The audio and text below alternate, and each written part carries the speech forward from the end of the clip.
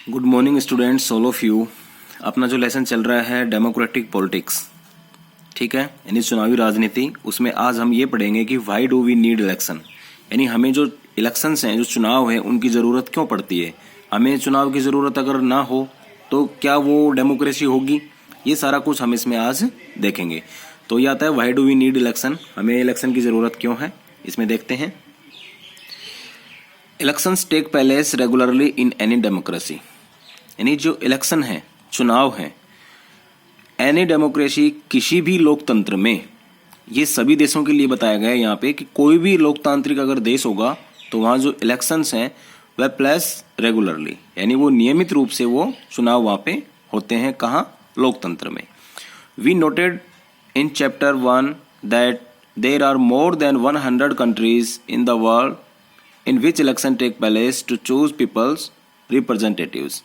We noted in chapter 1, हमने जो हमारा फर्स्ट लेसन जो हमने पढ़ा था उसमें इस चीज़ को नोटिस किया था या देखा था क्या, there are more than 100 countries, यानी 100 देशों से ज़्यादा, ठीक है, 100 कंट्रीज से भी ज़्यादा संसार में ऐसे बहुत सारी जगह हैं जहाँ पे जो पीपल्स हैं, यानी लोग हैं, वहाँ के लोग हैं, अलग अलग देशों के लोग, जैसे हमारा इंडिया हो गया, ठीक है, अमेरिका हो गया, ग्रेट ब्रिटेन हो गया, ठीक है, ऑस्ट्रेलिया हो गया, कनाडा हो गया, बहुत सारे ऐसे कंट्रीज हैं, लगभग 100 कंट्रीज से ज़्यादा जो वहाँ के पीपल्स हैं, जो लोग हैं, ठीक है, वो which election take place to choose people's representatives, यानी वहाँ के जो लोग हैं वो इलेक्शन के माध्यम से, चुनाव के माध्यम से जो उनके प्रतिनिधि होते हैं, ठीक है, उनका वो चुनाव करते हैं। We also read the election are held in many countries that are not democratic. We also read, हमने ये भी पढ़ा है कि बहुत सारे ऐसे कंट्री भी हैं, ऐसे देश भी हैं जहाँ पे डेमोक्रेसी नहीं है, डेमोक्रेटिक नहीं है, अप्रजातांत्रिक हैं, वह लोकतांत्रिक देश नहीं है, लेकिन फिर भी वहाँ पे कुछ चुनाव होते हैं। But why do we need elections, लेकिन हमें जो इलेक्शंस हैं, जो चुनाव है, इनकी ज़रूरत क्यों है। Let us try to imagine a democracy without election. आप एक बार इमेजिन करके देखिए, इमेजिन का मतलब आप कल्पना करके देखिए, थोड़ी देर आप आंखें बंद करके एक बार सोच के देखिए क्या कि कोई डेमोक्रेसी है, ठीक है, विदाउट इलेक्शन, बिना इलेक्शन के क्या कोई डेमोक्रेसी हो सकती है, कोई प्रजातंत्र हो सकता है, प्रजातंत्र यानी लोकतंत्र, ठीक है, क्या हो सकता है ऐसा। A rule of the people is possible without any election if all the people can sit together every day and take all the decisions. आप सोचिए कि एक ऐसा शासन है, कोई भी शासन है किसी भी देश के अंदर, किसी भी देश का आप एग्जांपल ले सकते हो, वहां पे people is possible without any election, वहां के लोग बिना किसी चुनाव के, क्या ये संभव हो सकता है वहां पे। If all the people can sit together, सभी लोग एक साथ मिलकर के बैठे एवरी डे, प्रतिदिन, and take all the decision, और सभी निर्णय लें।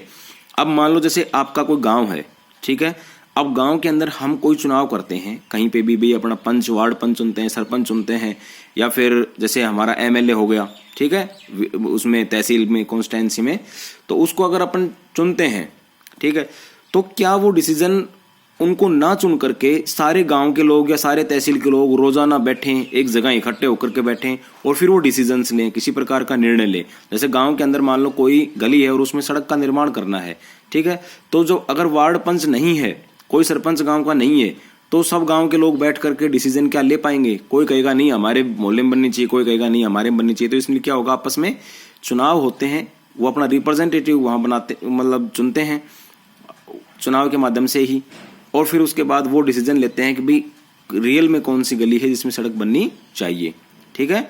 तो ये बहुत सारी ऐसी चीजें होती हैं जहां बहुत सारे जो लोग होते हैं वो मिलकर के डिसीजन ऐसा नहीं ले पाते। ये यहाँ पे इमेजिन करवा के देखा है आप लोगों से कि कल्पना कीजिए कि बहुत सारे लोग इकट्ठे होकर के एक जगह अगर बैठें और फिर वो डिसीजन लें तो कैसा रहेगा प्रतिदिन। But as we'll have already seen in chapter 2, लेकिन हमने जैसा कि ऑलरेडी हम चैप्टर 2 में हम देख चुके हैं क्या, this is not possible any large community, यह संभव नहीं है एक बड़े समुदाय में, एक बड़े समाज में।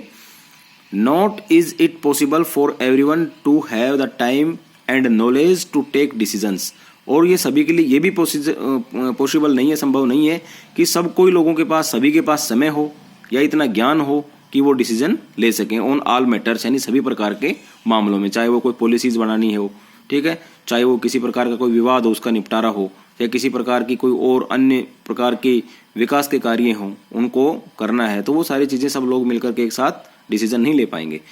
Therefore in most democracies people rule through their representative. तो जो ज़्यादातर जो डेमोक्रेसीज होते हैं, जो प्रजातांत्रिक जो लोग होते हैं, वो क्या करते हैं कि वो शासन किनके द्वारा करवाते हैं, अपने रिप्रेजेंटेटिव्स, उनके जो प्रतिनिधि होते हैं। जैसे कि गांव का प्रतिनिधि वो अपना वार्ड पंच या सरपंच चुनते हैं, तहसील का प्रतिनिधि कोई एमएलए हो गया, वो अपनी तहसील को रिप्रेजेंटेटिव कहाँ पे करेगा, विधानसभा में करेगा। विधानसभा में कोई भी तहसील का किसी भी गांव का कोई मुख्य मुद्दा है उसको कहाँ उठाएंगे, वो विधानसभा में उठाएंगे।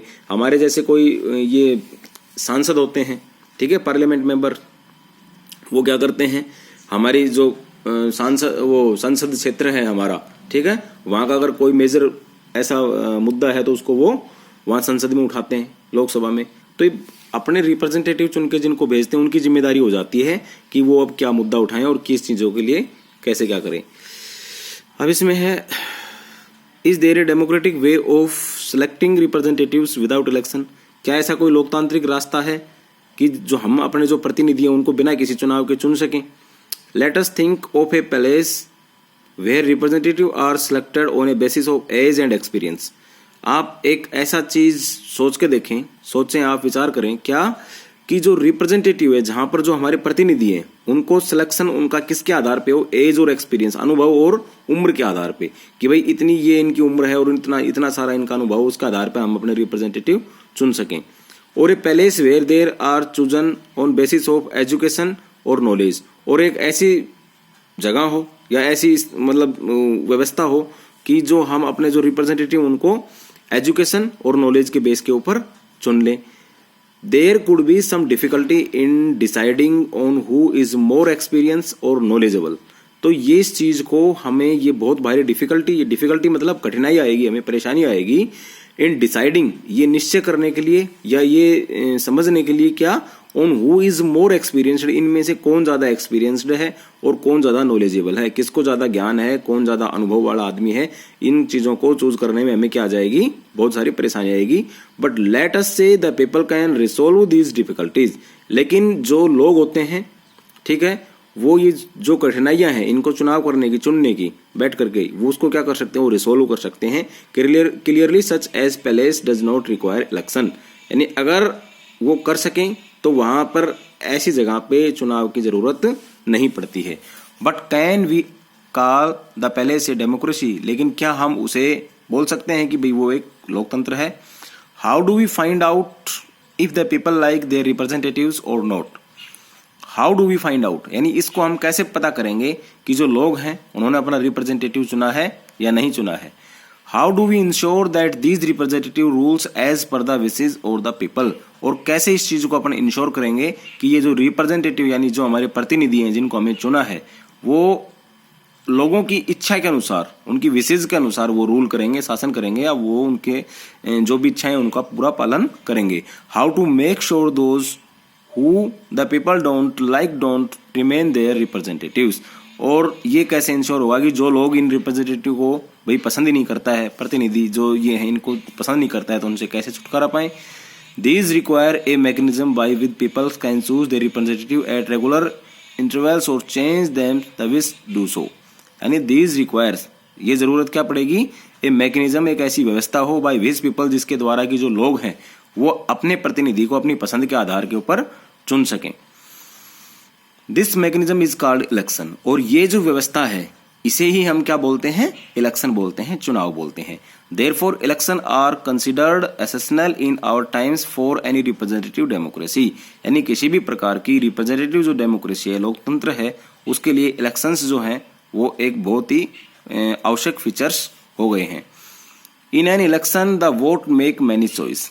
यानी किसी भी चुनाव के अंदर जो वोटर्स हैं, जो वहां के वोट डालने वाले लोग हैं, उनकी बहुत सारी ऐसी चॉइस होती है, पसंद होती है। क्या क्या है वो, दे can choose who will make law for them. यानी वे उनको चुनेंगे जो उनके लिए कोई कानून बनाए। They can choose who will from the government and take major decision. यानी वो उनके लिए ऐसी सरकार के अंदर कुछ मुख्य जो डिसीजन, निर्णय है, उनको वो रख सके आगे, ऐसे लोग को चुनेंगे। They can choose the party whose policies will guide the government and law making. यानी वो ऐसी पार्टीज को चूज करेंगे जिसकी जो नीतियां हैं वो सरकार को गाइड कर सकें, किसी भी प्रकार के कानून बनाने के लिए। तो हमने आज ये देखा है कि भाई इलेक्शन क्यों जरूरी है, ठीक है। इसके माध्यम से हम अपने कोई जनप्रतिनिधि है उसको चूज करते हैं, उनका चुनाव करते हैं और वो फिर हमारी बातें आगे रखते हैं और इनके माध्यम से लोगों को बहुत ही ज्यादा सहूलियत हो जाती है। तो जो कल हम पढ़ेंगे वो है what make an election democratic, ठीक है, कि जो इलेक्शन है वो डेमोक्रेटिक लोकतांत्रिक किस प्रकार से क्या बनते हैं। तो आज इसको एक बार आप फिर से दोबारा से रिवाइज कीजिए अपनी बुक खोल के, और इसमें कुछ अगर समझ में आपको नहीं आ रहा है तो वो अब आप मेरे से बेझिझक पूछ सकते हैं। इसमें क्वेश्चन है, मैं आपको क्वेश्चन दे रहा हूं। क्वेश्चन ये है कि व्हाट इज इलेक्शन, यानी इलेक्शन क्या है, चुनाव किसे कहते हैं अपन, क्या है चुनाव, इसके बारे में आपको डिटेल में लिखना है, अपनी फेयर नोटबुक में आपको लिखना है। Thank you.